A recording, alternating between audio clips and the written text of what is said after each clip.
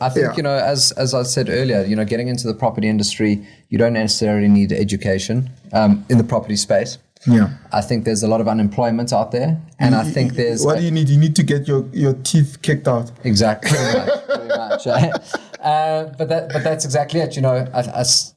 There's a lot of people who are unemployed, and there's a lot of opportunity in the property industry which doesn't require education. So we're trying to kind of bridge that gap where we educate people to get into the property management space, whether it's through building management, property management, that type of stuff, as well as education within the developments that we sell, or some of our clients, and some of it seems very obvious. So we've got developers who sell social housing, and the property registers, and then they get their bill. They're like, what the hell is this levy statement that you've just sent me, and why do I have to pay it? Mm-hmm. And again, it sounds very obvious, but to a lot of people it isn't. The municipality. Yeah. Why do I have to pay this thing? And somebody says, but I've paid this thing. And why do I have to pay the municipality? In the offer to purchase, and so we help guys, educate the buyers on,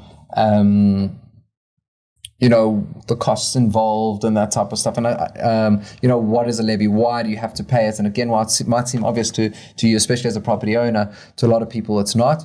And then I think as well, quite a big focus of it is we run kind of buyers' nights in explaining to people, even tenants, that you can actually buy.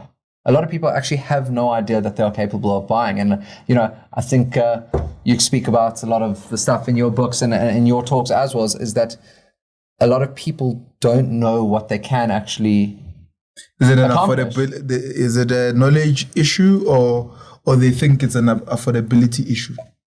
Well, they think it's purely based on affordability, or they, not necessarily what they can or can't afford. They don't understand that you could potentially be paying the same to buy your place than you are on your rentals. Sure. We've got a lot of stock which is cash flow positive, from day one. And what is cash flow positive?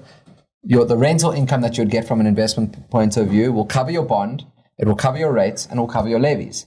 Obviously, it's a bit more difficult as interest rates go up, but those opportunities do exist. So if that exists, then as a renter paying that rent, it means that it could cover your bond, your rate, and your levies. Absolutely. And people are blown away when they hear that fact, because the banks are lending. They're lending 100%, which means that you don't have to put down a deposit.